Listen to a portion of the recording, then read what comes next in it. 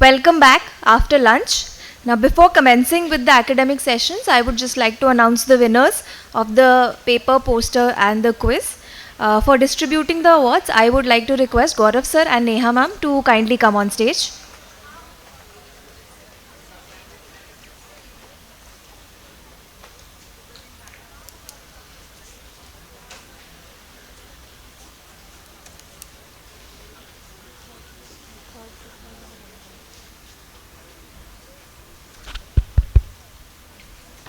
So, first, I would like to announce the quiz winners. So, third prize for the quiz goes to Dr. Manaswini.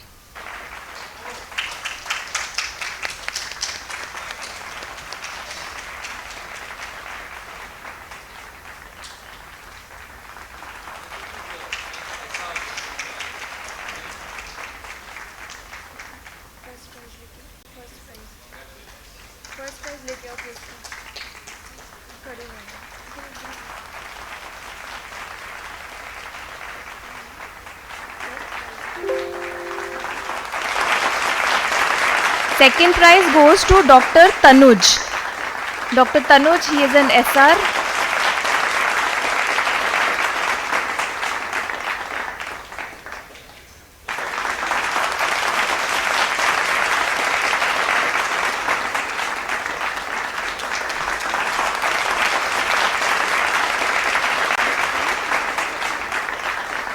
First prize goes to Dr. Shubhlakshmi Srivastav from RML.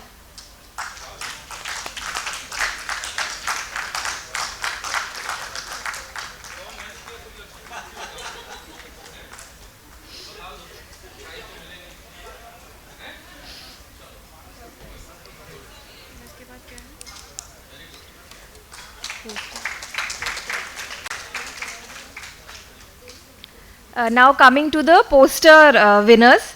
So third prize is a tie between Dr. Anisha and Dr. Bhumika. Dr. Anisha from IMS BHU and Dr. Bhumika from AIMS Patna.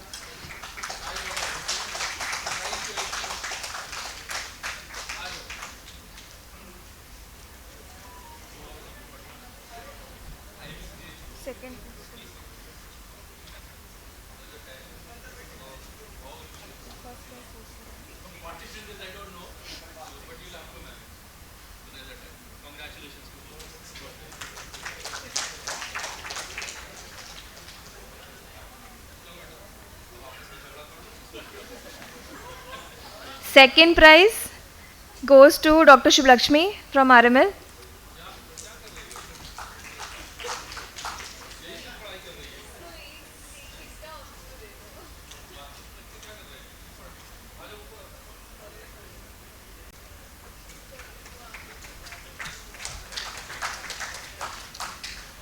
First prize, I would request Neera ma'am to please come on stage.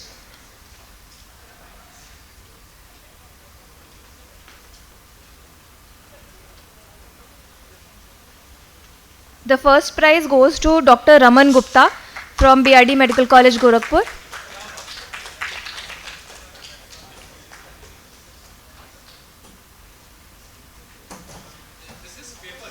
This is poster, sir. Poster.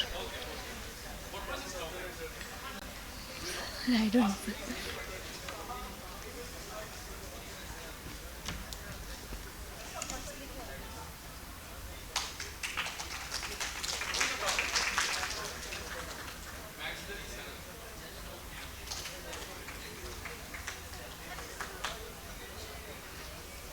Now coming on to the paper winners. Yes, winners for paper presentation. The third prize. Yes, Dr. Samar sir, please come on stage. Third prize goes to Dr. Kundan from AIMS Patna.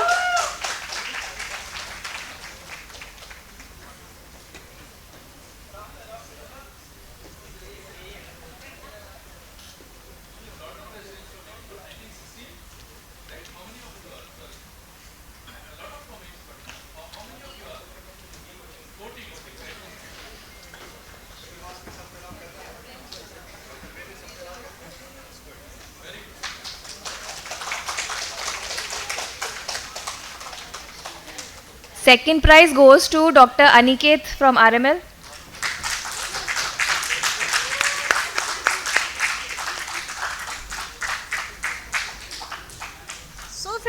this boy, I would request everyone to give a big round of applause. His case was so nice. There was a consensus among all three of us that he should be the winner. But one big mistake he did was that he violated the guidelines for poster presentation. His case was extremely good, well delineated, beautiful pictures, but he had increased the number of slides from 8 to 11. That's why he was disqualified. So please keep this thing in mind. Please follow the guidelines. I'm saying about this boy who presented that cardiac hydrated. Yeah, it was amazing case, beautiful pictures, beautifully demonstrated, but violated the guidelines provided by us. So please keep this thing in mind. If you are provided with guidelines, please stick to them.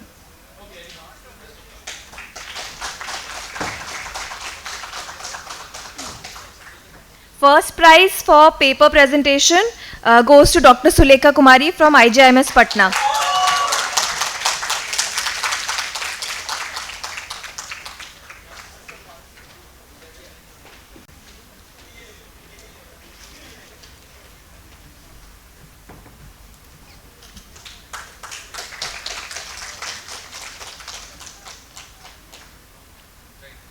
There is one more prize for the film reading session that was conducted by Dr. Sikandar Sheikh.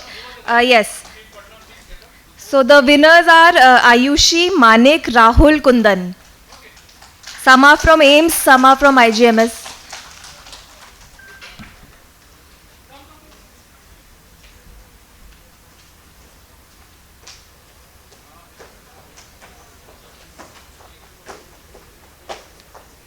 Thank you so much for coming, and it was great having all of you.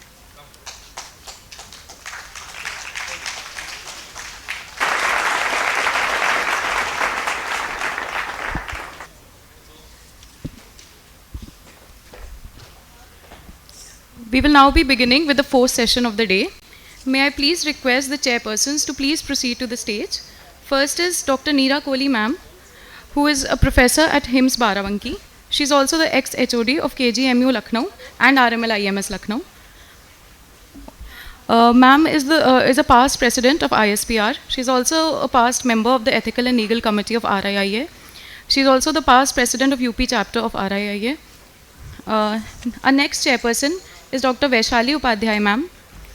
Ma'am, please proceed to the stage. Ma'am is a senior consultant at VP IMS Lucknow. She has done a MD radio diagnosis from IMS BHU. She's done a fellowship in musculoskeletal imaging from Case Western Reserve University in Cleveland, Ohio. She's also the editor journal of Compressive Clinical Practice. Her areas of interest include peripheral nerve and plexus imaging.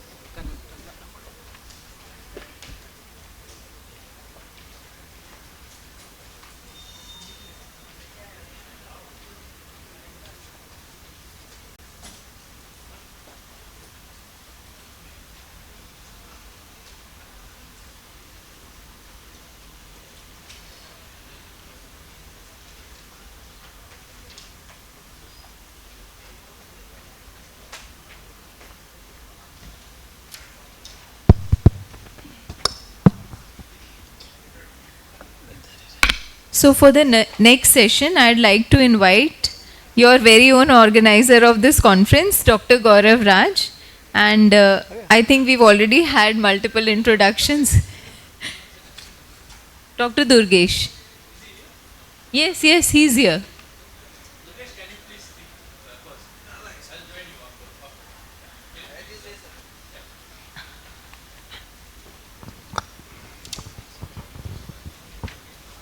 Good evening, everyone. So Dr. Durgesh is professor in KGMC. His PhD in NMR and MRI from AIMS New Delhi.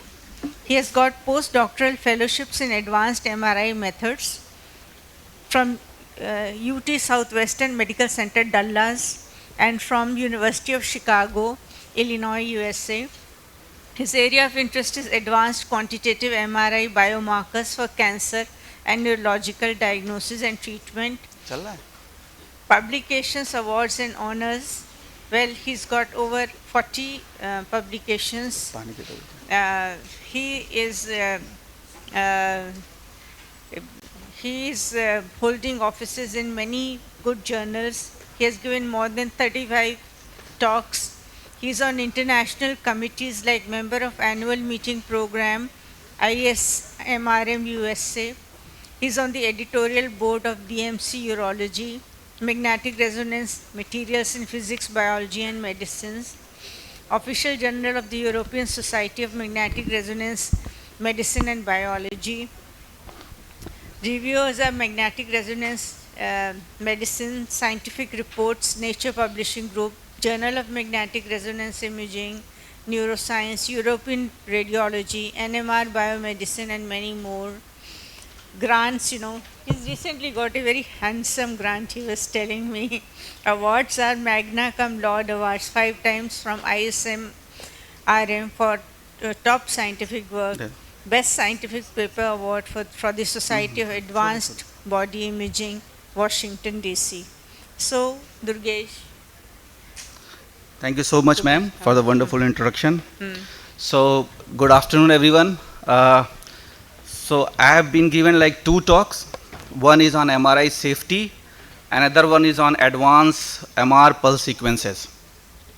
So we can switch as you want, but we'll begin with the like the session has already been laid out. So first we'll start with the MRI safety. Now this is a topic which has largely been very ignored amongst residents as well as in our radiology community.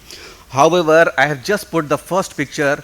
This has kind of, this is very famous picture, and around the world it was circulated, and this accident took place none other than RML IMS, So a person, because of some safety, some neta, he came like leader, and his bodyguard took a gun, and inside something happened, So and this, when I was in US, and they were showing some of the, because there was, in US almost every radiology department you have to undergo a basic MR safety and level 2 safety if you are going into the MR scanner. Without that you are not allowed, which is not the case in India. So in India, we often ignore those things, and sometimes we kind of, we see a lot of accident. And the second accident is, you can see here oxygen cylinder is stuck right into the patient, into the technician, and this was case in somewhere in Bombay. And the third one is, these are very common in US also, despite having so robust mechanism, sometimes trolley, patient trolley and other things can go into the scanner. So the content of today's talk is, briefly I am going to discuss about why there is need of MRI safety, what are the relevant basics, main magnet, gradient system, RF coils, what are the hazards in MRI, and what are the patient safety we should follow, equipment safety, why is it necessary, what are the regulatory guidelines, and imaging emergencies, and finally I'll conclude my talk. So what is the significant challenges in MRI safety? So first of all, screening all patient and any equipment that must enter zone 3 and zone 4. Zonal layout I'll cover later in my talk. Then researching implant. This is very critical whenever some patient comes with the implant, whether he or she should be undergoing MRI scan or not. That's a big question. Risk versus benefit decision making for all MR examination, scanning safely by following the conditions for an implant or device. So this is just to sensitize, not to create any kind of overhype. These are the real example, and you can see here a 6-year-old boy was killed in New York because of MRI accident, and then a gun kind of shot off during an MR scanner. And a nurse was also kind of almost gets crushed in MRI machine in US, and then there was a person killed in Bombay in MRI magnet. So basically MRI scanners, although it is free from a potential cancer inducing ionizing radiation found in plain radiology, which we often see in CT and X-rays, have a host of safety issues which must be taken very, very seriously. So I cannot put more emphasize that MR safety is the keyword. So we recently organized a workshop in KGMU, and I was asked from the US some guest speaker, because we didn't have any MR safety lectures there. So he specifically asked, why don't you put MR safety? Because the number of MR installations are increasing in India. Government is putting a lot of money, even in private sector also, but there are no robust mechanism or any safety guidelines, or even we should be aware of also like what, whenever you are resident or like a radiographer or radiologist, you know, what are the things we should take care while going into the scanner. So MRI safety can be divided into main magnetic field, gradient field, and radio frequencies. So US FDA has drawn a kind of, you know, guideline referred to magnetic field of 5 Gauss lines. 5G, this is called 0.0005 Tesla, and is as the upper limit where the field strength is of no potential concern for the general public, including person with the implant electronic device. So 5 Gauss is the cutoff line. You often see inside the MR scanner. Earlier they used to draw the exact line. Nowadays they just pinpoint those 5 Gauss lines somewhere just to demarcate it.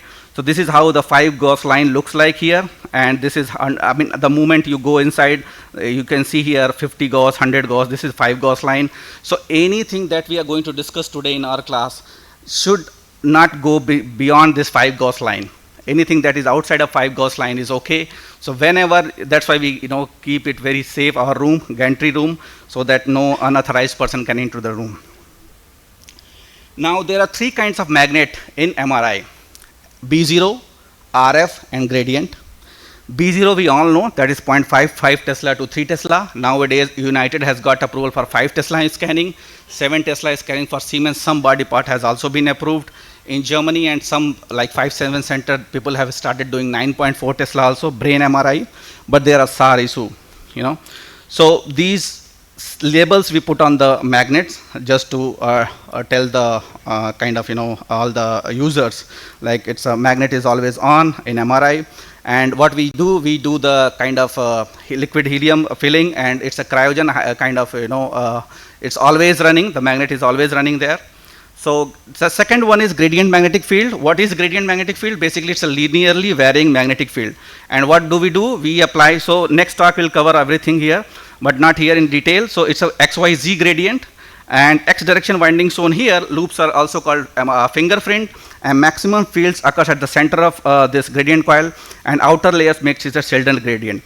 So there are 2 issues arises due to gradient because of rapid switching. Now there are 2 kinds of noise you always hear in MRI. So any resident can raise their hand and tell me what kind of noise and why do the noise comes.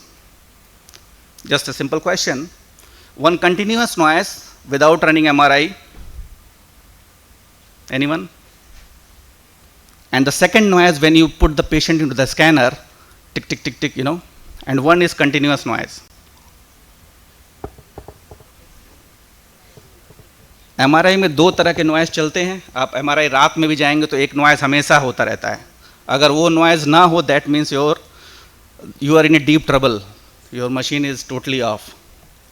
So that's called, you know, cryostat. You know, that's cold head. Cold head, जो liquid helium का जो temperature है, because of that cold head, it's continuously running. So जो हमेशा एक आवाज जो आती रहती है, that is because of the cold head. First noise.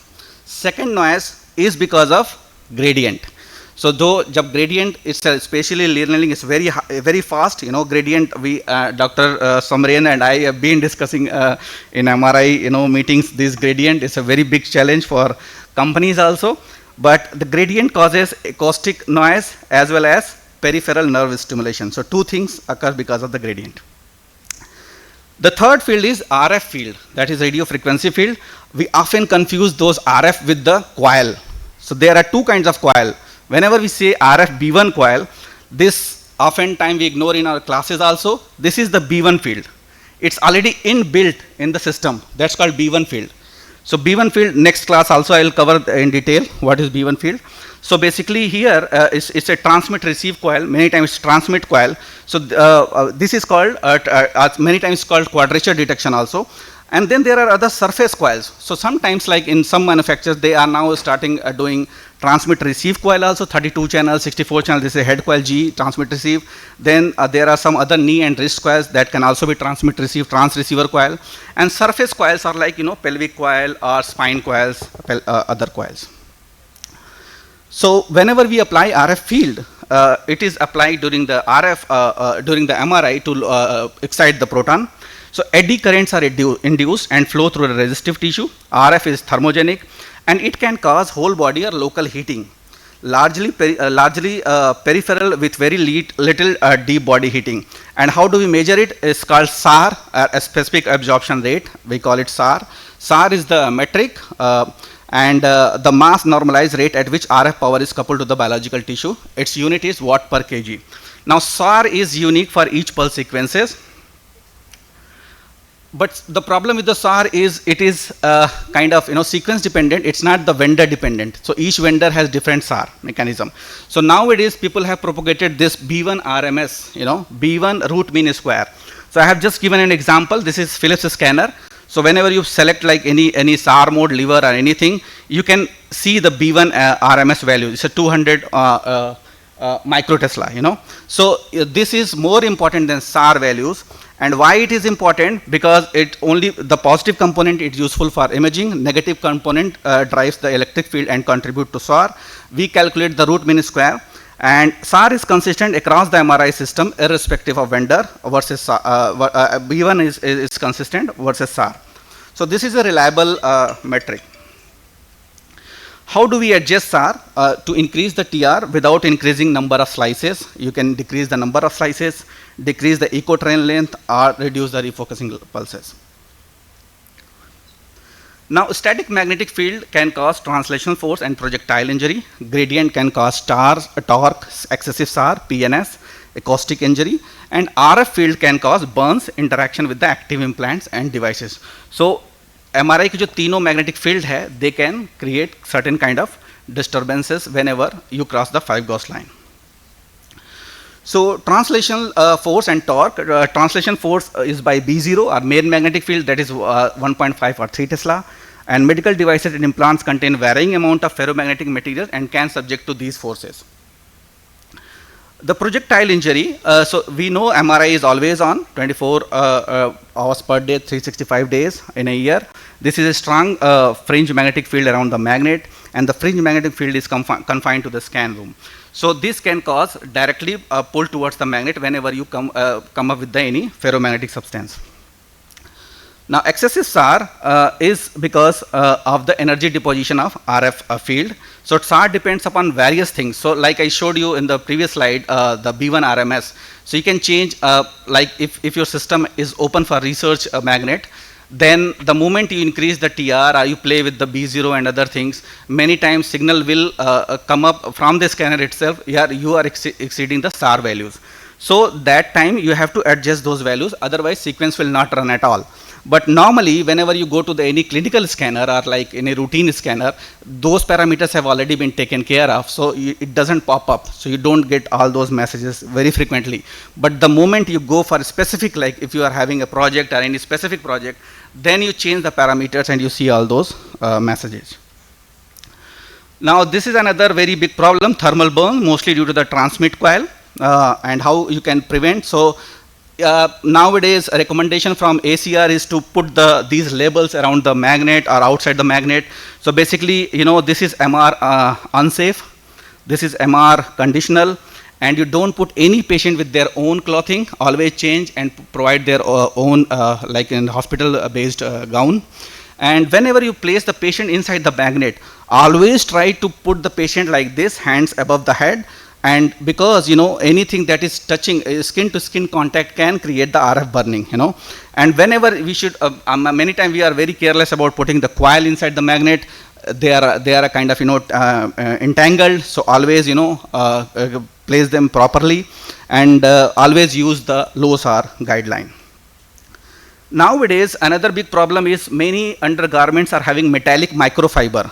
So they can also cause RF heating, and those RF heating is not, you don't see exactly the same day on the scanning day. You see those effects after a week or so. So dress all patients MR appropriate attire provided by MR facility. So these are two examples where you can see the patient had a microfiber inside their undergarments, and that presented kind of burns in the patient. And this was another paper where they showed like patient had immediate, and after 1 week you can see clearly the burns. Another issue is transdermal patches. Many transdermal patches comes with the metallic layering. So those patches, those metallic layering are needed to, feed or like transfuse the medicine. So like butrans and fentanyl or nicorate patches are contraindicated in MRI. So before, if any patient had any kind of these transdermal patches, always consult with the referring physician, and you can take it out and then scan the patient and put it back again. Acoustic noise level. So FDA has set some maximum of 140 decibel for an MR imaging system, assuming that patient is inside the magnet for a maximum of 1 hour, and hearing protections are required for MR system that exceeds 99 decibel. If a patient is having multiple scan in a week, add 5 decibel to the recommended hearing protection level. So always you use earplugs as well as ear muffs. Many times, especially in functional MRI, it's very useful to reduce the acoustic noise level. During fMRI, the noise level can reach up to 123 decibel at 1.5 Tesla. So use the combination of both. PNS. So PNS is, as the Faraday laws of induction, a time varying magnetic field induces a voltage, and that can lead to a current. And for gradient induced PNS, we focus on induced voltage, which interacts with the nerves and make a sufficiently large depolarization to stimulate a nerve. Again, the same thing, the PNS can cause the kind of, your arms and all stimulation, your sides that can be stimulated. Implants and devices. So magnetic field interactions, you can, there's a good paper here, but again, like guidelines keep changing. This is a little old paper. So you can find some, because these guidelines keep changing. So you can download, this is also very useful website where you can go and read all the MR safety guidelines. And what are these implants and devices can do? They can produce artifacts, and they can create MR related heating, and also like operational functional disturbance in implants. So there are two kinds of implant largely. One is passive implants, another is active implant. What is passive implant? So clips, walls, ortho, it can create heating. So always, count like on your risk versus benefit, and then use the scanner to scan the patient.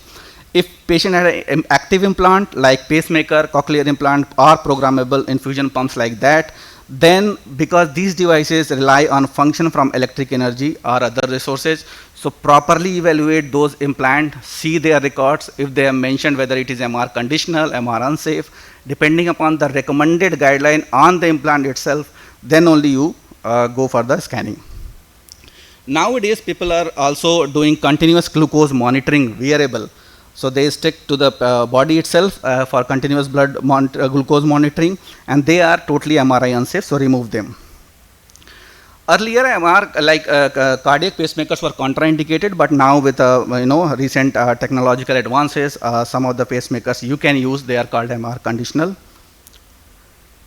Another challenge is many times we don't know there are magnetically activated implants, so such as tissue expander, microspheres, prosthetic devices, dentures, dental appliances, orthopedic implants. They can create another additional magnetic field, and they can burn the patient. So this was accident. This was a little old. Happened in 1991. The patient had a magnetic ocular prosthesis, and you can see after the scanner, patient had a huge trauma. Then we have a cryogen-related hazards. One is superconducting, that's called quench, where the magnets get quenched, helium gets boiled off. Coming to the patient safety, we always need to screen the patient properly for all the metallic implants.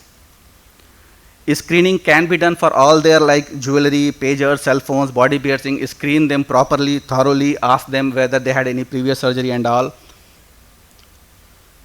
Then whenever you are scanning for any pediatric imaging, always be kind of careful, because pediatric population is more vulnerable to anxiety and also motion artifacts. So whenever it's needed, you can sedate the patient and you can console the patient. You can ask the patient related to be inside, but again they screen the patient related properly. MR imaging of a pregnant patient, although there are no definitive kind of evidence of harmful effects for performing routine MR examination in pregnant female, but ACR recommends like whenever you are doing use of MR imaging to be relatively risk-free during the pregnancy, and no special consideration is recommended. NSF, so we know gadolinium-based contrast are kind of, well established in our field. NSF is a systemic fibrotic disease affecting the skin and internal organs. And ACR recommends the NSF in the following condition: underlying dialysis, CKD, 4 or 5, EGFR, following levels, and AKI. MR compatible equipments. So whenever we see these signs, green MR means MR safe. Yellow MR means MR conditional. MR crossing like this is MR safe. Never use those materials inside the MR gantry room. So what is MRI safe? These objects have no restriction as to their use and location in the MRI environment. MRI conditional means you can use under a specific condition, whatever the mention on the paperlet or like the documentation provided by the manufacturer. MR unsafe, they must remain behind the 5 gauge line at all times.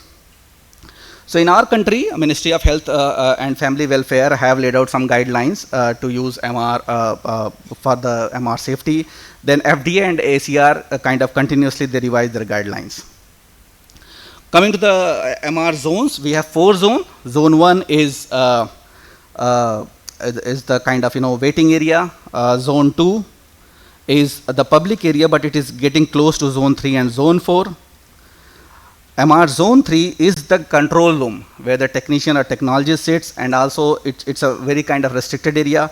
Then zone 4, so ideally we should devise our MR siting like this. But in India, due to space constraints, we devise like X-ray we plan, but although AERB recommends for the X-ray also layout, but we often ignore those guidelines.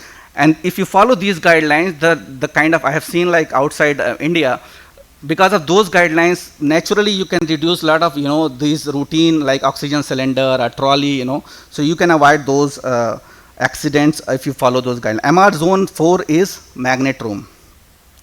So you can again see safety zone 1, outpatient entrance. Zone 2, where the nurses are there, and also like you are change room is there, and you are screening the patient.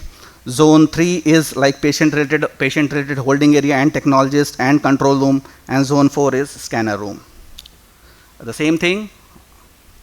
Zone 2, patient dressing room, holding. I'm just about to finish. Zone 3 is the technologist room.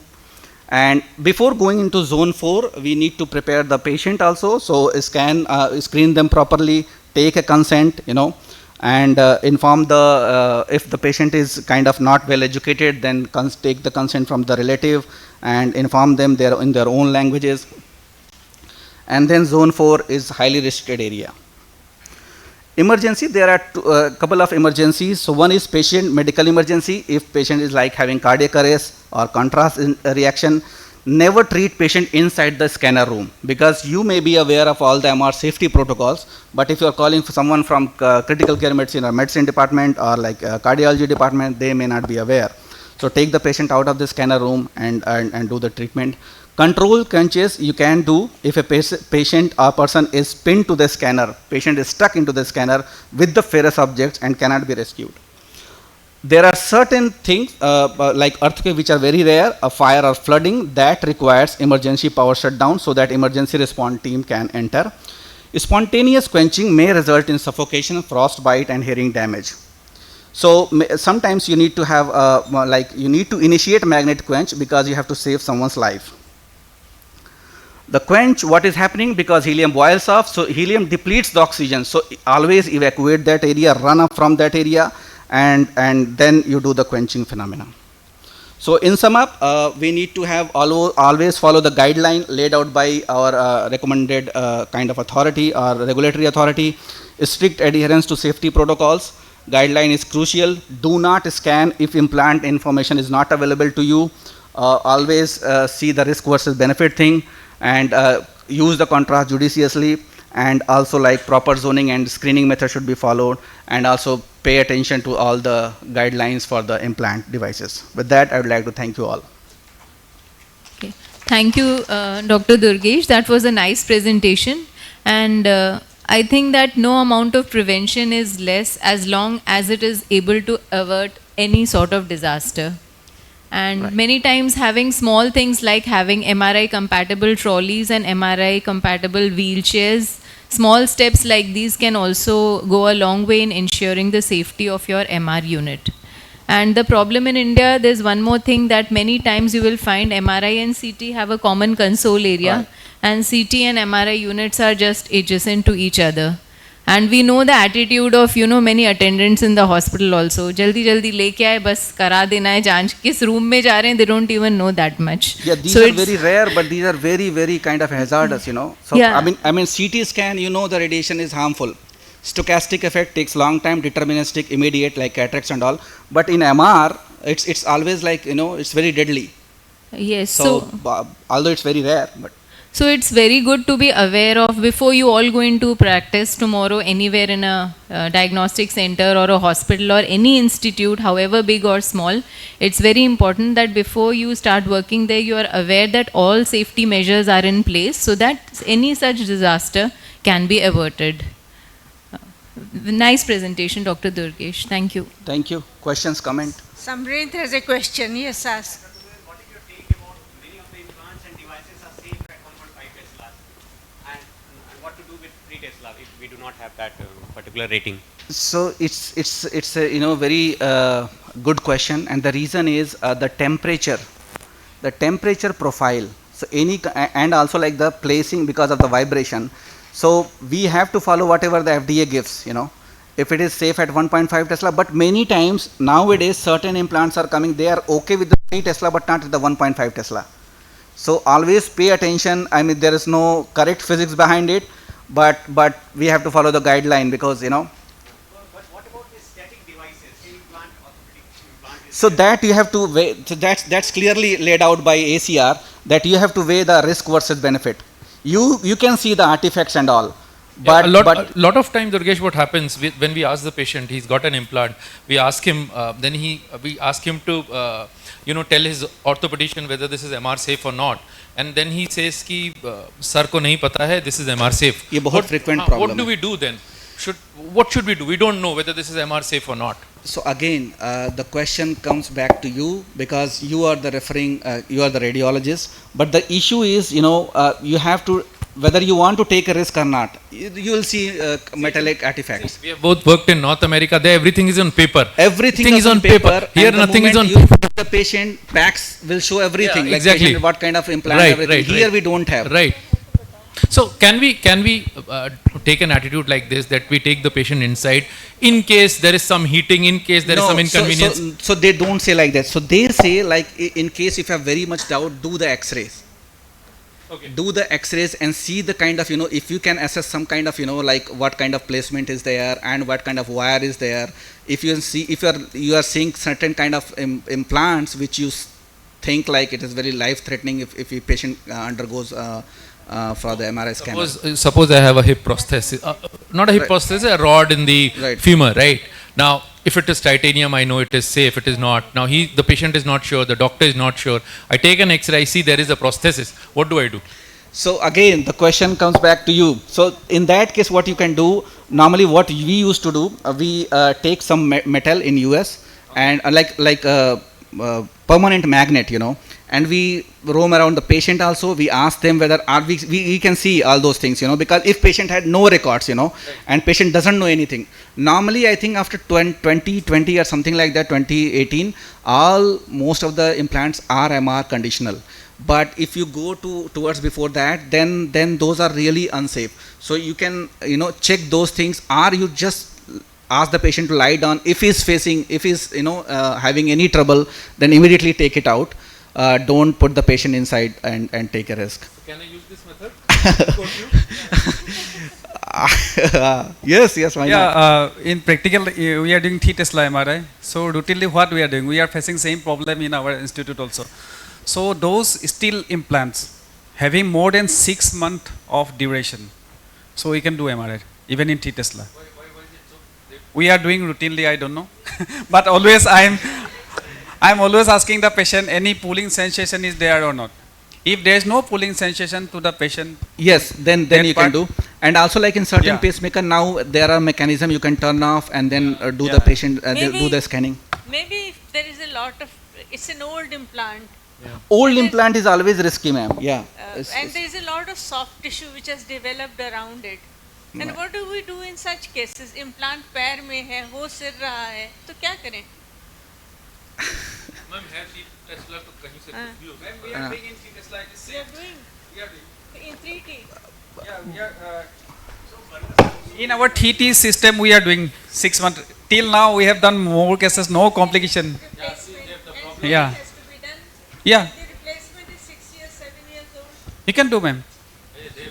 You are saying, nah, the day anything happens, then Yeah. you understand. You see, you don't see accident doesn't mean accident cannot happen. See, so I cannot say whatever he is suggesting, but it is his experience, so that's okay. I am one of those unfortunate instances where this has happened. That's what I'm saying. I was never, concerned about this MRI safety. For me, it was just a theory paper Yes, yes. of MD. It what doesn't I happen, did. yeah. This happened in my institute. A gun came and got stuck. Yes. Ma'am it's- was there. So And that's what the I'm- company people took 50 lakhs to quench the magnet. 50 lakhs G took to quench and, again make it live. Yeah. And of course, lot of inconvenience, bad name, everything. And not only that, I mean, if it is inside some thread and also it can trigger off if it is loaded, you know. So somewhere it's fires off also, the moment projectile things were happening, and that guns fires off also. So, I mean, this can be very deadly. So, of course, like we need to be very vigilant. There's one more thing, like orthopedic implants last 10 to 15 years are usually titanium. Right. Before that, they don't know. So Yes. what we do is like, if patients are telling within last 10 to 15 years frame, the implant has been done, then we take a check x-ray and see grossly the structure of the implant. But till if we take this span 10 to 15 years, considering that all implants have been titanium, nothing has happened. But if it's more than that, then we don't do. Why do you take a check X-ray? How is it going to help, ma'am? Still, we Processes get to is see there. the nature of the implant and the type of screws, and we sometimes even send those X-rays to our orthopedic counterparts. That They are can you able, understand what type of process? what type of implant. They are also able to help what type of implant it is. This, if they also show doubt about not knowing the nature of the implant, or it looks to be of the older version, then we don't do. Now, But that's how it implant helps us. itself needs a 1 hour lecture, So I mean, next talk is advanced MR pulse sequencer. It's a 6 months course, So we are going to cover in 20 minutes. So Great. what I'm saying, these things require a lot of physics behind it, but we cannot discuss everything here. But if you need, we can discuss offline also. But I think this was a very good, Thank you, yeah. good Thank you, session, Durgesh. very good Thank you so much. session, and Thank I you so hope much. it's been beneficial for you all as well. Thank you. so much. Next आप करोगे नहीं हम बोल दें.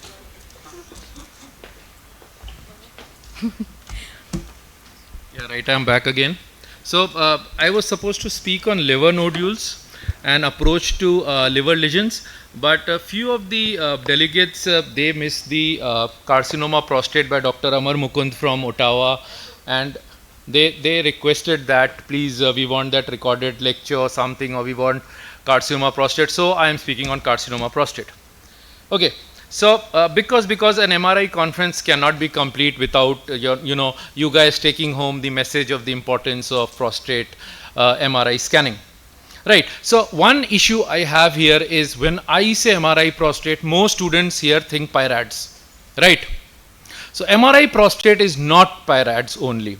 So PIRADS was a system created in North America. Unfortunately, radiology में जितना कुछ है सब विदेश से आया है, हमारे देश में कम गाइडलाइंस बनती हैं. So prostate PIRADS was a system devised in America for the people of North America for screening purposes. So there they have a very robust screening system. So what they do is, any person who is more than 65 years is supposed to go an annual checkup. He's supposed to have his serum levels, right? And then he also has to have a MRI done annually, anyone above 65 years in North America, whether he be in Canada or America. And then on an MRI, they categorize a lesion, whether it's PIRADS 1, 2, 3, 4 and 5. If they seem it to be 3 or more, then he or she, he is subjected to prostate biopsy and further treatment. So, if your surgeon writes carcinoma prostate and sends a case to you, do not start giving PIRADS.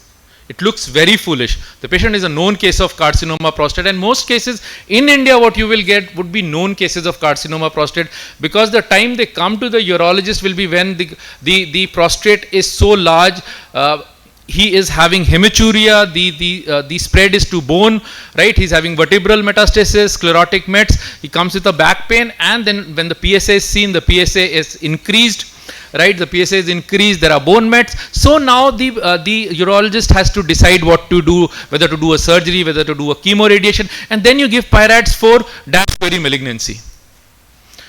Understand, pyrads is something which is used for screening, right? So this is the kind of cases you will get in our setup. What will you get? You will get a case with a mass lesion, in prostate. Okay, what do we have in this case?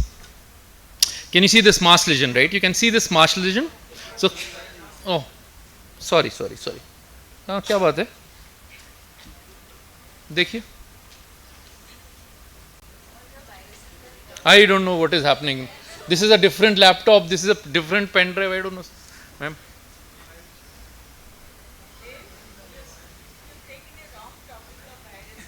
Yeah, he's taking a big topic of.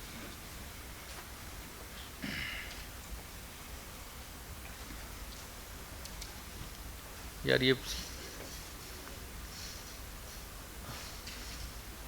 yeah, okay, finally, yeah, so मैं pointer लगा दीजिए please, वो laser pointer.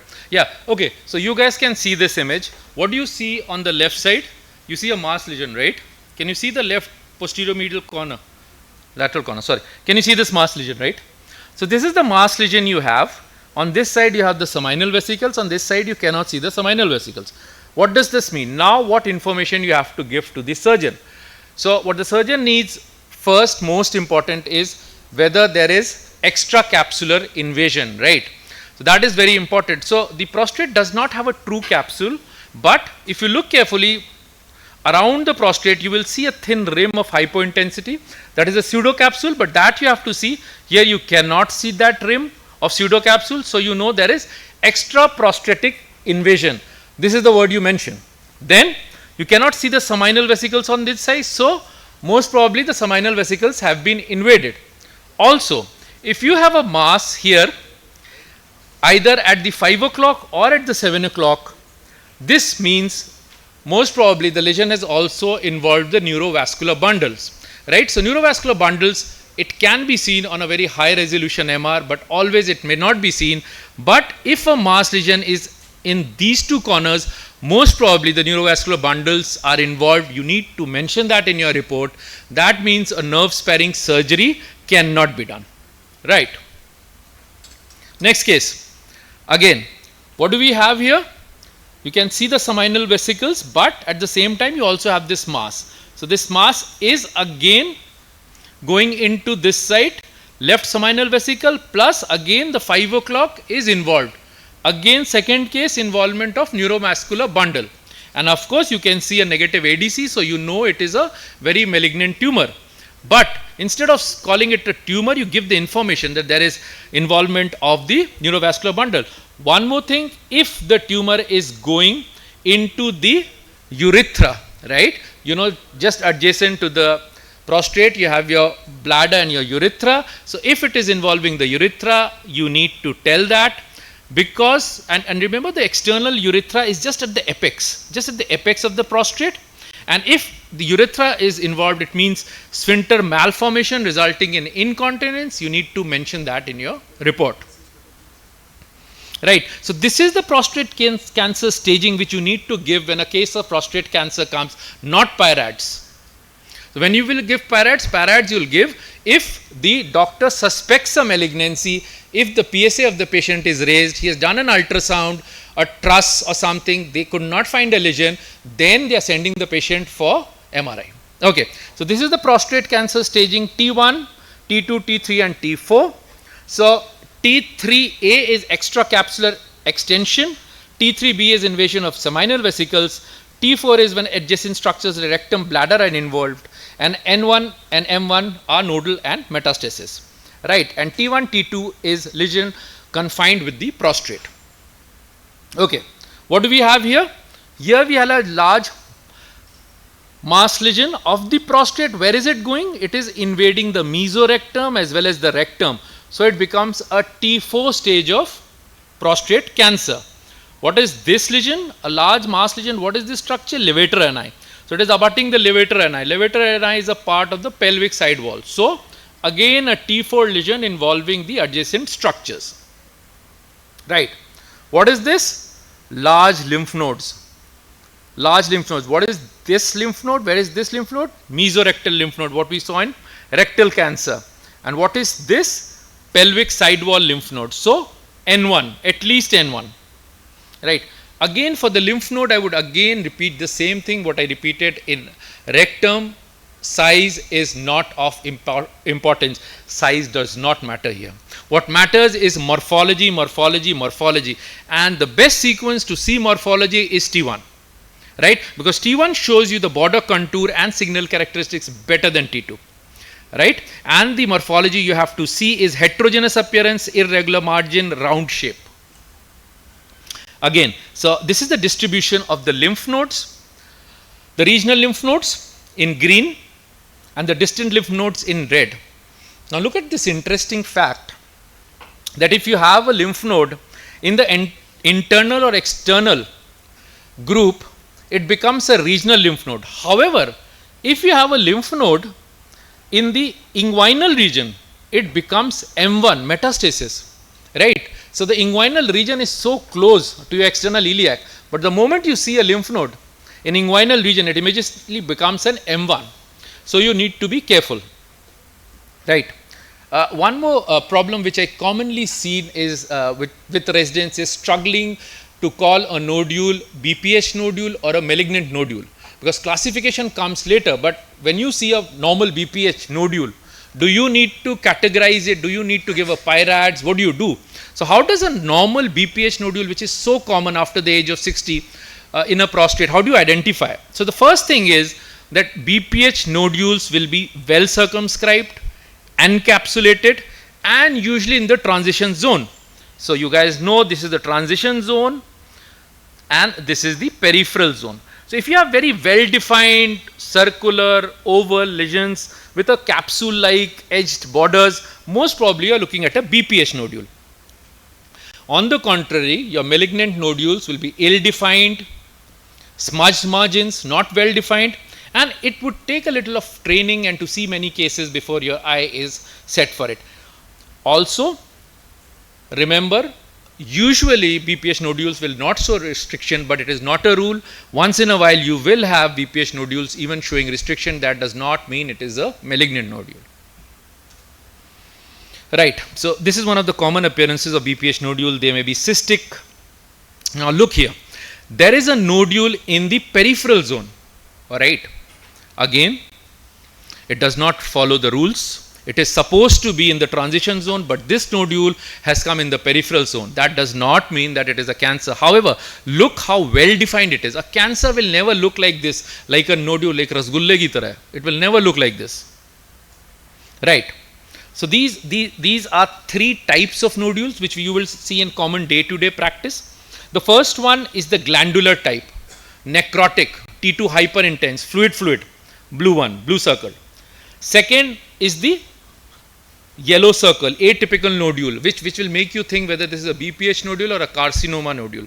And the third one is what is known as nodule in nodule. That means there will be a large nodule, and within the large nodule you will have multiple small nodules, right? So large nodule into nodule is again characteristic of a BPH nodule. Right. So this is a checklist. You should always, take a proper PSA report from the patient, ask for biopsy reports, measure the prostate volume, and then only go ahead. Right. The MRI protocols, there's just one thing I would like to mention apart from the normal MRI protocol which we do for prostate, that diffusion weighted imaging is the mainstay of PIRADS and further categorization. So you need to have a very robust system of diffusion weighted, and the diffusion weighted images which we take in prostate is of very high B value. We go up to 1400. So 0, 500, 1000 and 1400. What happens if I do not go up to 1400? Anyone, if I keep the B value 500, what will happen? if you do not keep the value, B value up to 1400, the sensitivity drops down significantly. Right? That is why when you have to see an infarct in brain, you keep the B value 1200. However, when normally in a body MR, when you do diffusion restrictions, the B value comes down to about 1000, because greater is the B value, more is the sensitivity, but lesser is the resolution. Right. What is the role of contrast imaging? So to be honest, contrast imaging is a problem solving tool. It is not very sensitive. BPH nodules can enhance, malignant nodules cannot enhance. So what the new PIRADS categorization says is that in case you have a problem, you have a type 3 peripheral zone lesion or a type 2-3 transition zone, then you give contrast, and if it upgrades it, then you make it into PIRADS 3 or 4. If it downgrades, it does not take contrast enhancement, you go to PIRADS 2. But the gist of the matter is, it is not a very definitive thing. Hemorrhages enhance, BPH nodules enhance, and even malignancies don't enhance. Right. Hemorrhage, again very important. A common mistake which is done in day-to-day practice is that your urologist is going to take a biopsy by himself, or he's going to send you to for a 12-core biopsy, and once the biopsy is done, he's going to tell you, okay, let's do the MR the second day or the third day. Kindly do not do that, because when you do a biopsy, there is so much of hemorrhage, there is so much of artifact, it gets really difficult to catch the actual lesion. So you will be sort of beating around the bush trying to find the actual lesion, because there would be so much of hemorrhage. So as you know, a hemorrhage, if old, would look consisting of hemocidin, would be hypo on both T1 and T2. However, mostly what you will see of a fresh case would be hyperintense on T1 and hypo or isointense on T2, and even hemorrhage enhances on post contrast. Right. Okay. Now coming to PIRADS. Right. So PIRADS is what it is. Now today it's all about RADS. Right. PIRADS, BIRADS, and I don't know, everything has a RADS. Right. So as the categorization says, PIRADS 1 is benign, mostly more than 98%. PIRADS 2, very high chance of it being benign. PIRADS 3 is indeterminate. PIRADS 4 and 5 are high chances of malignancy.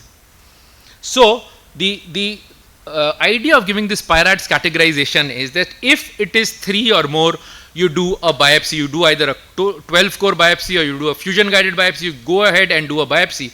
If it is 1 and 2, you do nothing, you are absolutely sure there is nothing to worry about, and then maybe you can call the patient after a year or so.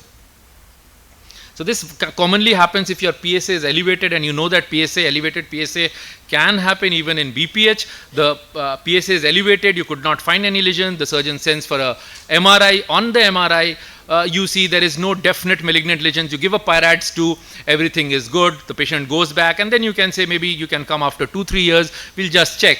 But in case you see a lesion on the MRI, you go ahead and do a biopsy and then subject the patient to treatment. Right. So the current PIRADS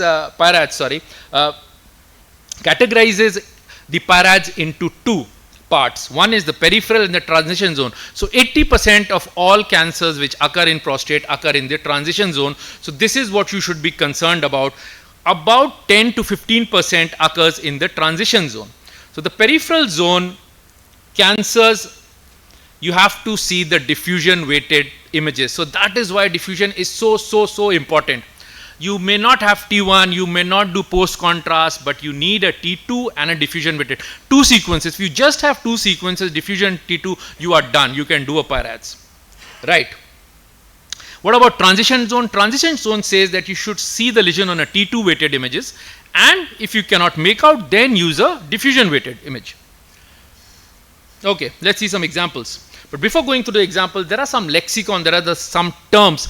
The good thing is now all over the world, things are being standardized, right? BIRADS, you have lexicon, you have definite terms. Now you do not call anything speculated, microlobulated, no, there is definition for each and everything. When should you call a lesion a cavity? When should you call a bulla? So there are measurements, there are definitions, use them. So when you use the word focal, In prostate, it means discrete and different from the background. That means most probably you're talking of a malignant lesion. So this is a discrete lesion, right? And you can see this lesion is showing diffusion restriction, negative ADC value. This was a PIRADS 4 lesion. Wedge-shaped lesion. Typical wedge-shaped lesion, as the name suggests, showing restriction. Non-circumscribed, ill-defined. Again, you cannot make out exactly how large the lesion is, but it does show restriction, most probably a malignant lesion. Okay, so PIRADS 1, everything good, no lesion, no restriction. PIRADS 2, you have a wedge-shaped lesion, no restriction, good, benign, nothing to be done. PIRADS 3, you have a lesion. You have a lesion, but what does it have? It shows diffusion restriction but no negative ADC value. It could be the other way around, only ADC negative, no diffusion. What do? You give contrast. If it is positive on contrast, you upgrade it to 4. Similarly, if it's a lesion 4, now lesion 4 means a malignant lesion. You have a lesion, shows good restriction, it is bright on your diffusion weighted, negative on your restricted images. What is it? It is malignant. Now, you measure the lesion in category 4. If the lesion is less than 1.5 centimeters, it is 4.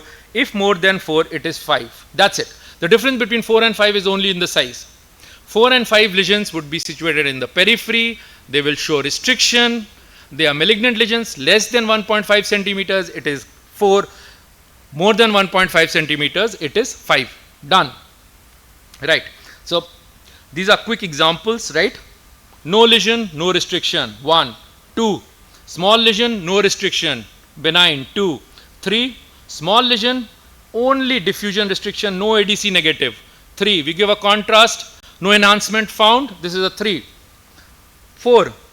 Lesion with good restriction, bright on diffusion, negative on ADC, less than 1.5 centimeters. Type 5. Large lesion, more than 1.5 centimeters, giving good restriction, type 5 PIRADS. Okay, right. Let's look at some cases of some frankly malignant lesion. Large lesion, more than 1.5 centimeters, giving good restriction, PIRADS 5. Right. So, when do we say a lesion is not malignant? Most probably, if you have bilateral lesions, most probably it is not malignant. If they are very symmetrical, most probably they are not malignant. If the lesion is wedge-shaped, possibility of it being benign is slightly more than malignant. Also, if the signals are very, very diffuse. Okay, another case of a PIRADS 5 lesion, large lesion, more than 1.5 centimeters. Here, showing good restriction, no issues. 5, PIRADS 5. Okay, quickly coming to transition zone. So, as I said, you don't have to worry much about transition zone. Cancers are really, really rare here, but once in a while you will have a cancer and you need to train your eyes for that. So, again, some terms for lesions in transition zone which would render them benign. Completely encapsulated nodule. Can you see this, Indian ink artifact around the nodule as if there's a thick capsule? This means this is a benign nodule. Mostly encapsulated nodule. More than 3/4 of the nodule is encapsulated. Benign. Linear, simple straight line, most probably benign. Lenticular, lens-shaped, most probably benign.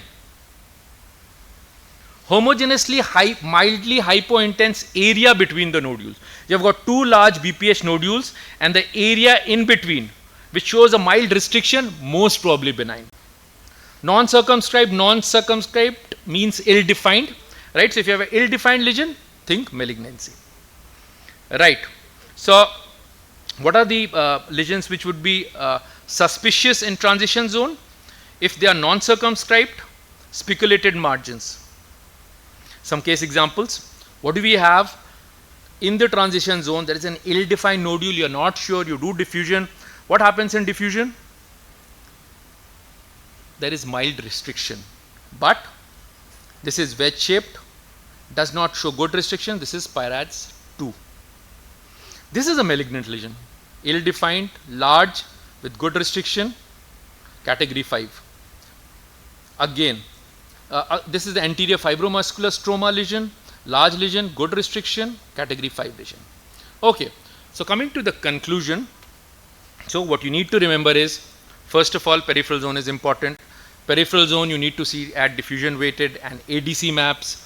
Measure the size, 1.5 centimeters is the key. Less than that is 4, more than that is 5. In case you cannot understand in 2 and 3, give contrast. If it takes contrast, it is 4. If it does not, it is 3. Right? For transition zone, look at the T2 weighted images. Right? So this is an example of transition zone images. It's a busy slide. So there's a lot of material, very good material available in American College of Radiology website. You guys can go there, see. Again, examples of various types of lesion in transition zone.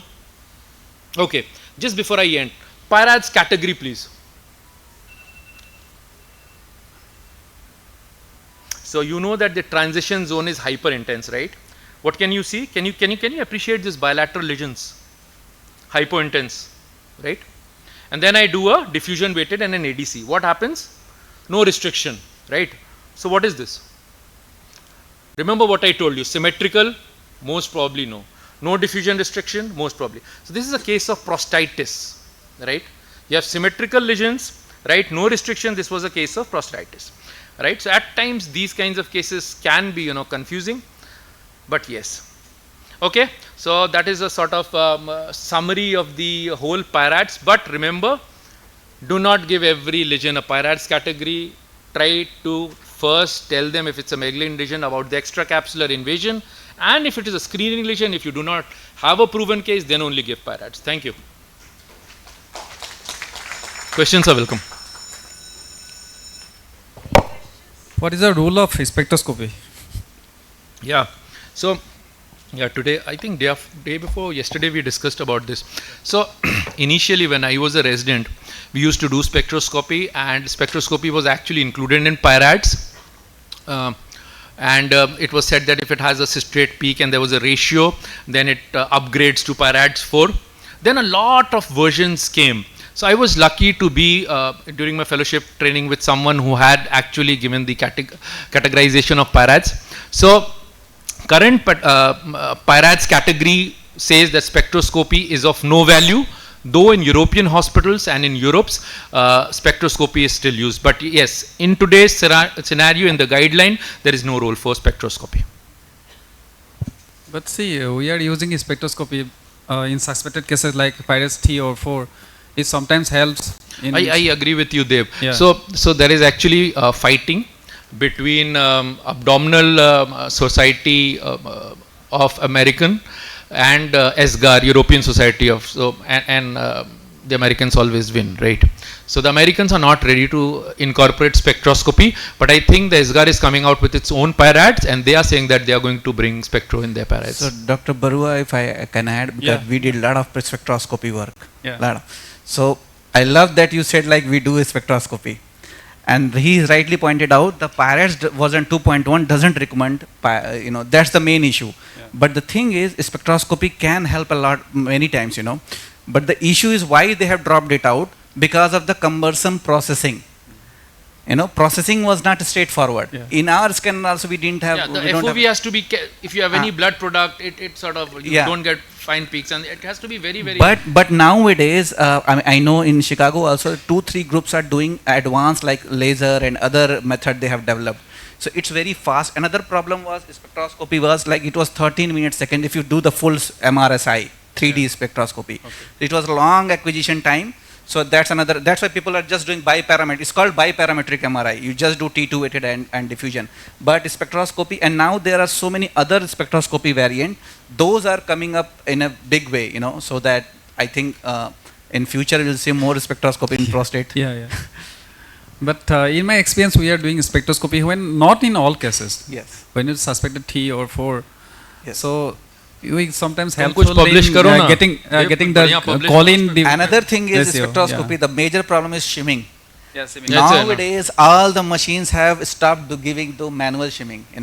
So without shimming, a spectrum is what? The more homogeneity around the magnet or the voxel, you get the better spectrum. If it is noisy, then there is no point. Durgesh, actually good work is being done in India, and actually our disease and the way we look at disease is very different from North American.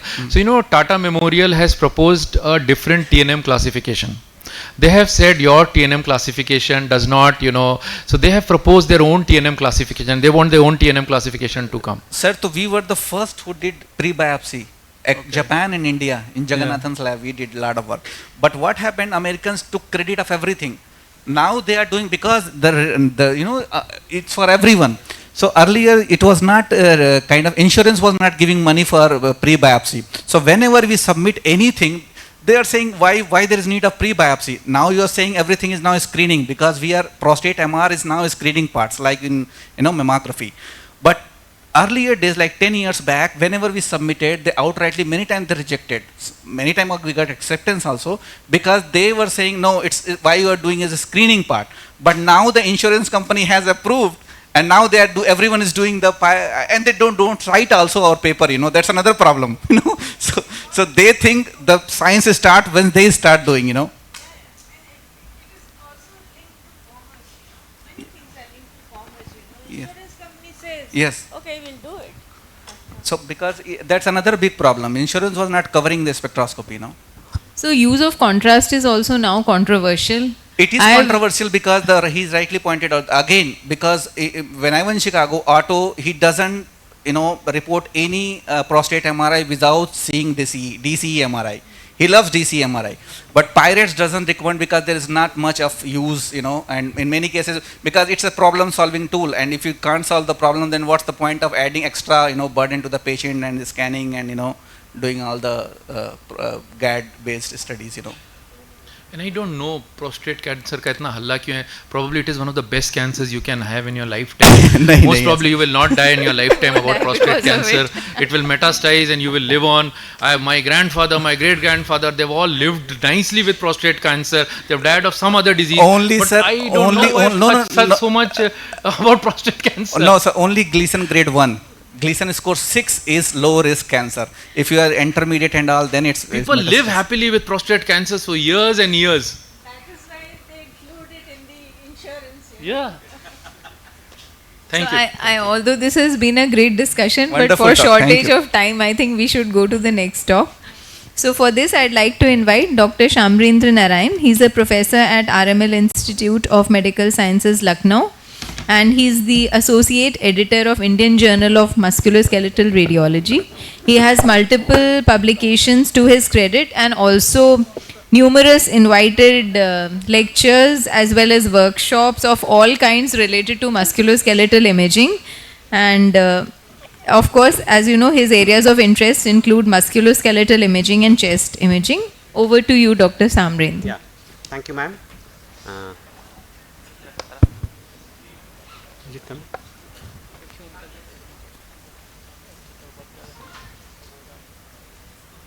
Yeah, thank you. So after lots of discussion about the prostate and prostate cancer, where Dr. Gaurav told you that it is this, there are two parts of it, screening and then definitive diagnosis, and you should treat them differently. Writing the one part is the screening part, where you don't know the diagnosis and you have to scan the patient and suspect that what is the problem, and the other part is that when you have the diagnosis and you have to stage it and for management purpose. So in the next talk, in this talk, I will be in next 20 minutes, I will look at the findings we pick in osteoarticular cases of hip pain. Here the condition is a painful condition of hip, and I shall be restricting to non-traumatic conditions only, and we will walk through different types of cases, and in some conditions we will go slightly beyond in details how to write about and how to write the reports. So when we talk about hip pain, it can be intra-articular, the pain originating area can be related to the joint only, where the capsule, the synovium and the articulating surfaces and cartilage, or it can involve the surrounding structure. They all will present with the same hip pain, same symptoms, and I and or it can be from the referred organs, like for example the spine, then sacroiliac joint or symphysis pubis. So all these things will lead to make you understand that a person coming to you for evaluation on MRI with a hip pain may have varied origin of hip pain. It can be from the inside the joint or outside the joint, and then definitely the availability of MRI and cost do make us think that every hip pain needs MRI, and definitely so the solution is screening. So no, to have a better cost benefit ratio, you have to screen the patient whom to do, and the clinical examination is one thing that is going to help you that whether the pain originating area is hip joint itself. And then of course we have a very simple tool, age old tool, 120 30 years old tool, X-ray, and do the radiography to see whether any obvious pathology is there and do we need MRI after that, and then only you go for the MRI. And definitely we are not going to scan with MRI in this case of 1-year-old child with dysplastic hip and a dislocated hip. Doing MRI just for diagnosis, it doesn't add anything to it, because especially in 1-year-old you might have to go for anesthesia and all the complications related to it. So while doing the MRI, the protocol is simple. The patient is supine with hip in internal rotation. Remember what I mean to say, whenever you don't just keep the hip in straight, it should be 15-degree internally rotated, and most of the time you just try to tape the toes so that the internal rotation is maintained. One thing, as you saw in multiple images of prostate, I don't think you ever noticed about the hip joint. So now the imaging is focused to have a better and detailed image. So same should be there for in cases of hip evaluation also. You should restrict your FOV to the hip joint, but one coronal still large FOV should be there in every scanning of hip joint to see any other pathology that we might miss in this condition. So standard imaging planes that we use is a large FOV coronal stir image, then coronal T1 dedicated to the hip, symptomatic hip, or intermediate weighted fat sat images, PD fat sat images can be used, or even the stir can be used. Then sagittal images, and at times we do have some additional sequence of oblique images, especially in cases of impingement where we want to measure different angles and different criteria. Of course, T2 image is one thing that I always say in MSK evaluation of joint. T2 should be taken whenever you think you need to characterize any lesion. For example, in this case, a mass presenting in head and causing fractures, or a contrast image will be needed, especially in infections, or characterize some lesions where you need to have some collections, define the collections, drainable collections in it. GRE is one thing. Direct or indirect MR orthography can be taken in special conditions where labral pathology is suspected.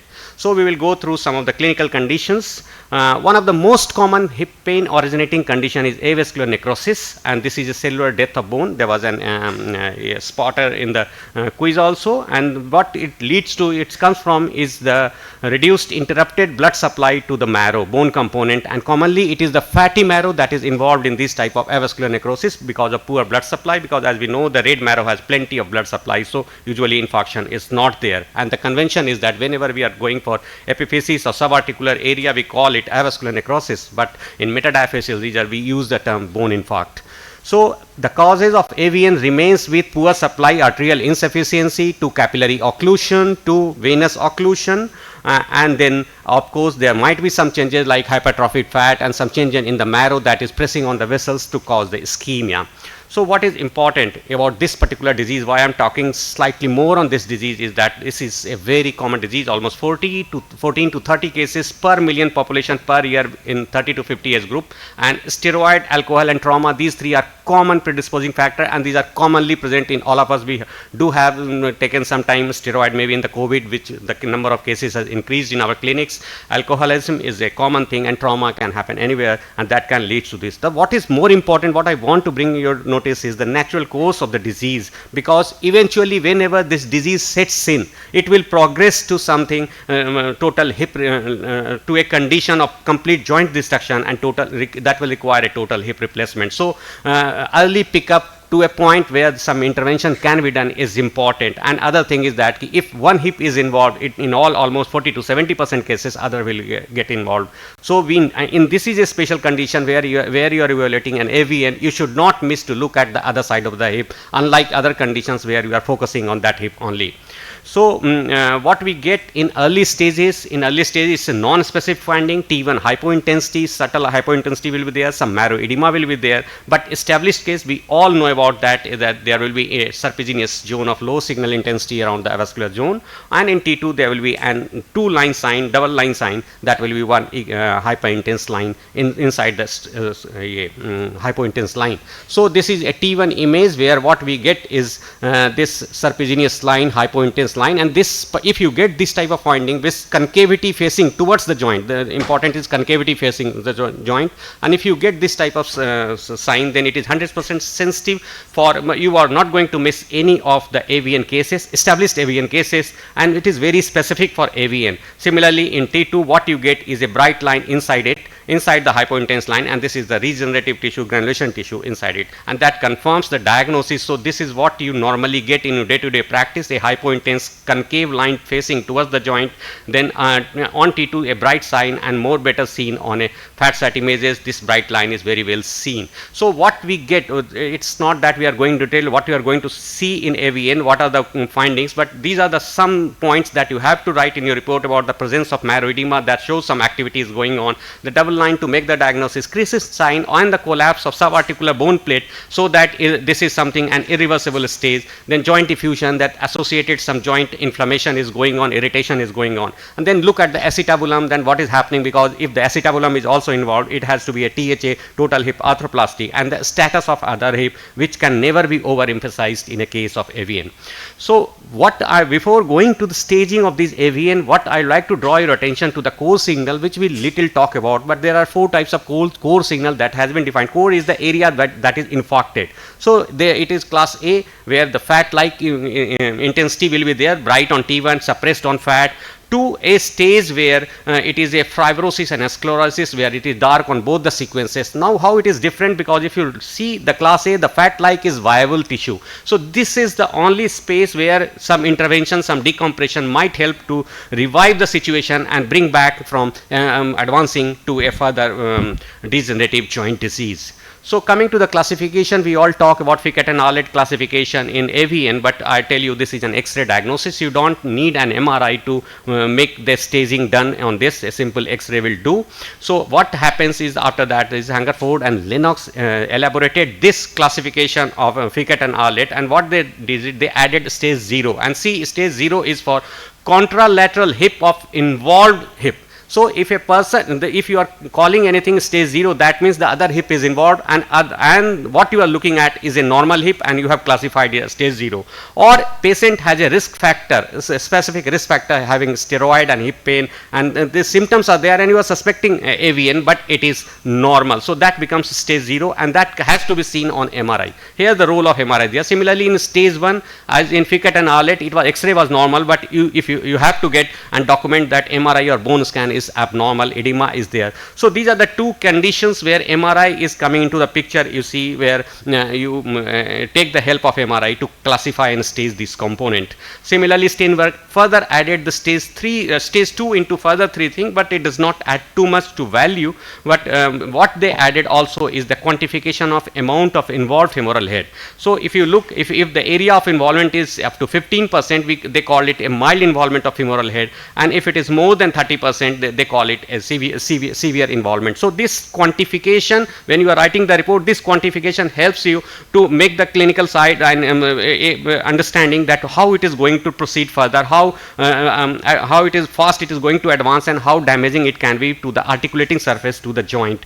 But of this most important classification that has been given, added by, is ozono classification. Just remember that this is a prognostic value. This has got a prognostic value. So this is the weight bearing surface of a hip joint. This is the weight bearing surface, and if the involvement of the necrotic area is away from the weight bearing surface, this is class A. But if it is partially involving, and it is B, and fully involvement of the weight bearing surface, why it is important that this is the area that is going to collapse when you start taking the weight, start wearing the weight. So anything in C category is definitely going to have a collapsed subchondral bone plate and osteoarthritis in a much quicker way, much early presentation with osteoarthritis than class A. Similarly, there will be, if subchondral cyst is there, any cyst is there, and that is away from the surface, the likelihood of this collapse of this bone is less than in the cyst that is present just below the cartilage, where it is going to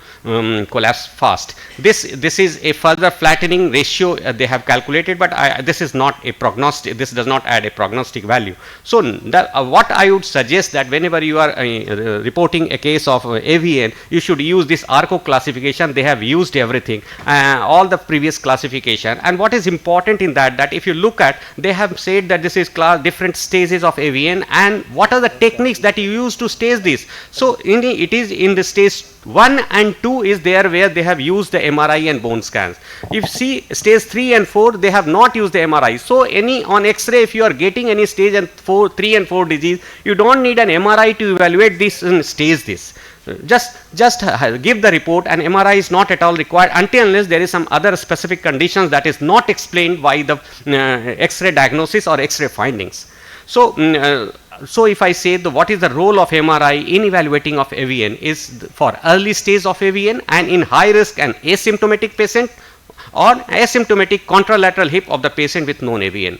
So a person with a high risk having asymptomatic or some early pain is there, you can do an early MRI to get the diagnosis, or in a case where one hip is having AVN and other hip appears normal, then of course you should look at it that you are not missing an early presentation of AVN.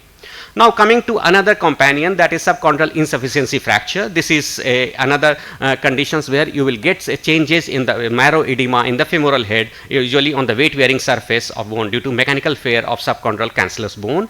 And this fracture can be in a normal bone where there is repeated stress, or in a weak bone where we call it an insufficiency fracture. Risk factors remains osteoporosis, obesity. In obese patient it is more commonly seen, and what you get here is edema, and edema associated with eccentric line, hypointense line. And remember how to differentiate AVN from this is that this line will be concavity will be away from the joint. Whereas in AVN what happened, it was the concavity was facing towards the joint, here it will be away from the joint. So this is a case taken from the literature where if you get edema, focal edema, you think whether it is AVN or SIF, what is this, or any infection is there, you can see, get back to T1 images and see the hypointense line out here, and what is there, this fracture is there.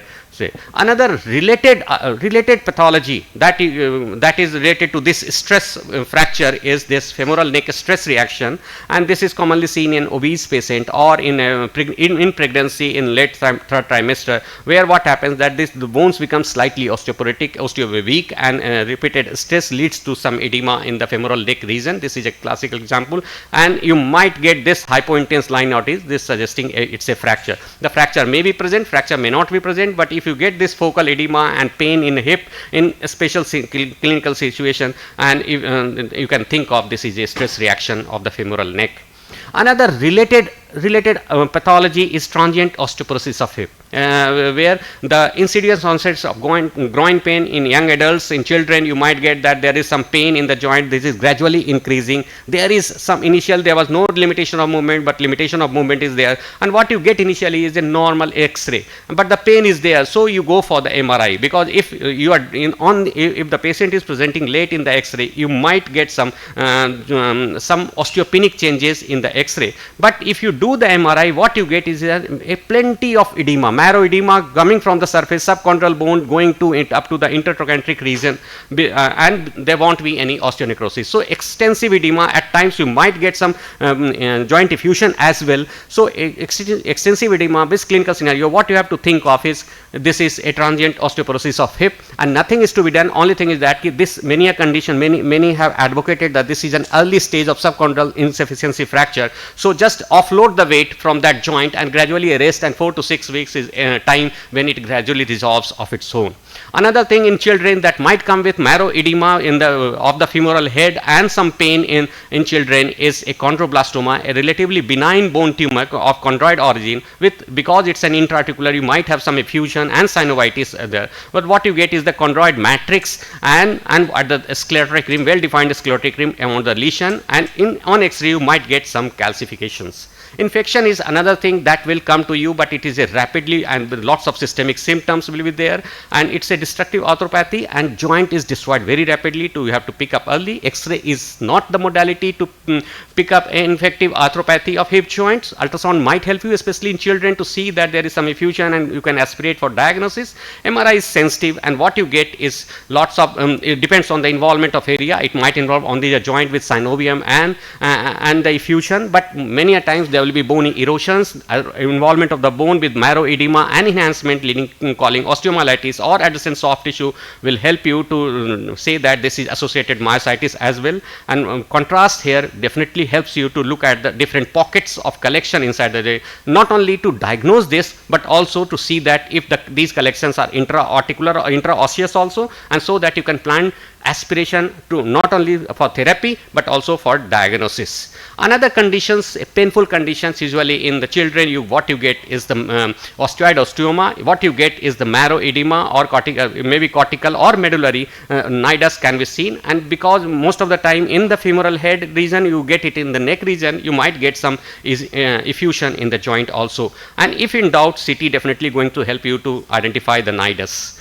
Then focal edema in the head neck junction. This is one thing again presenting with hip pain, but the symptom is classical that this pain usually occurs at the extremes of the movement, and you think clinically that this is a case of impingement, and so our role remains to see the condition of the labrum condition, whether if it is offshooting, head neck junction is offshooting, or the angle of coverage is more on that. So defining all these things to just to make the diagnosis. Actually in impingement, I request you all not to make the diagnosis on imaging, just go on the clinical symptoms, because if a person is not having symptoms, please you will find such type of values to tell that okay, this appears to be impingement, but don't report it as impingement. Impingement has to be with the symptoms, the patient is symptomatic, then only you should write it. That's why if you see the literature, some literature will say some different angle, some will say some different angle. Osteoarthritis is one thing that is presenting in elderly and late presentation of joint destruction, cartilage destructions is there. So there will be subchondral marrow edema, it will be there, but all other things are fine, and you might get lots of osteophytes, and degenerative joint spaces will be reduced, and there will be flattening of the bone. So this is a common degenerative joint disease, but if it is getting in early cases, early age presentation is early, less than 40, less than 35, you must exclude other pathology as the primary cause, osteoarthritis being a secondary. As in this case, you see there is a sclerosis, ankylosis of the sacroiliac joint, a case of spondyloarthropathy, and with arthritis of hip joint and secondary to, leading to osteoarthritis. Similarly, in this case, a slipped capital epiphysis may be neglected, only presenting with hip pain since childhood, and now having advanced osteoarthritis with subchondral bone cyst and this collapse and osteophytes. So FOP zone FOP, this is the periphyseal edema. This is a sometime you might get this type of edema, this marrow edema in children with where epiphysis is fusing in this age group. But this is a diagnosis of exclusion, because nothing has to be done. It gradually, once the apophysis or epiphysis fuse, it usually resolves. The pain usually resolves. This is more commonly seen around the knee joint, but you will get this in other joint also. Here we have seen in the apophysis of greater trochanter of the hip, but strangely here we saw similar edema in the sacrum also. Here also these cartilage they were getting joined, and so during that they have caused this edema. This is a focal, and it can be multifocal. Looking beyond cannot be overemphasized. As I said that you should always look for the entire pelvis as a screening tool for any hip pain, any unilateral hip pain, because many a times the pathology remains some away from this joint. As in this case, what you see is the sacroiliitis, active sacroiliitis on the right SI joint, and hip was absolutely normal. Hip was absolutely normal. This is another case, a trauma that was neglected. For sports person, they said there was just mild pain, but the pain is not going, and what we could see is this strain of the muscle of the external rotators and the adductors muscle. But what was important was there was a fracture of the superior pubic ramus also. So these things were missed initially. They were muscular persons, and they said just there is some groin pain and hip pain, and see this joint what is happening, but what you get is surrounding. So So I just to conclude that though clinical evaluation and radiographic assessment should always precede MRI of hip pain. Whenever you are evaluating for hip pain, you should always be evaluate clinically and look at the skygram to see that whether you are not going to miss something and the disease is localized to that particular area. And large FOV that include the pelvis, entire pelvis up to the lesser trochanter and the symphysis pubis is mandatory for any MRI sequences, MRI protocol for hip pain evaluation. And imaging in AV and hip apart from early diagnosis and appropriate staging should also be for early pickup in contralateral hip. So whenever you, as I said, the protocol usually include a large FOV, entire pelvis and then the symptomatic hip. But if you get AVN, just have some sequence of the other hip also to say that whether stage 0 is there or any advanced stage is there. Thank you very much. Thank you, Samrains, for the lovely talk. Are there any questions? Any questions? So there are no questions, and thank you once again. Thank you, ma'am. Thank you, sir, for an extremely informative session. Now may I please request the chairpersons to felicitate the speakers of this session. Dr. Durgesh, sir, please.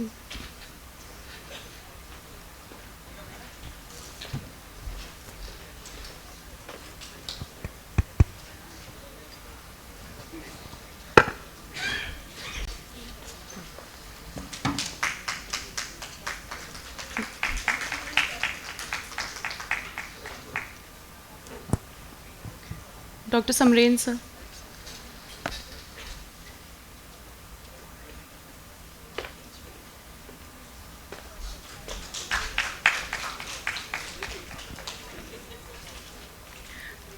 May I please request Dr. Neha ma'am to felicitate our chairpersons, Dr. Neera Kohli ma'am and Dr. Vaishali ma'am.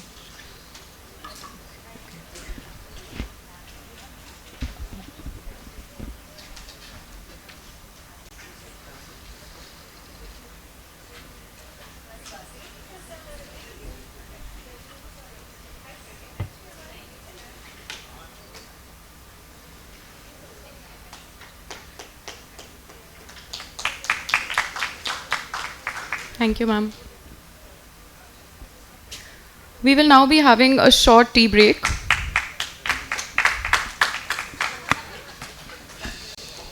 We will now be having a short tea break before starting with our last session. May I please request all the faculty members and the delegates to proceed for the same.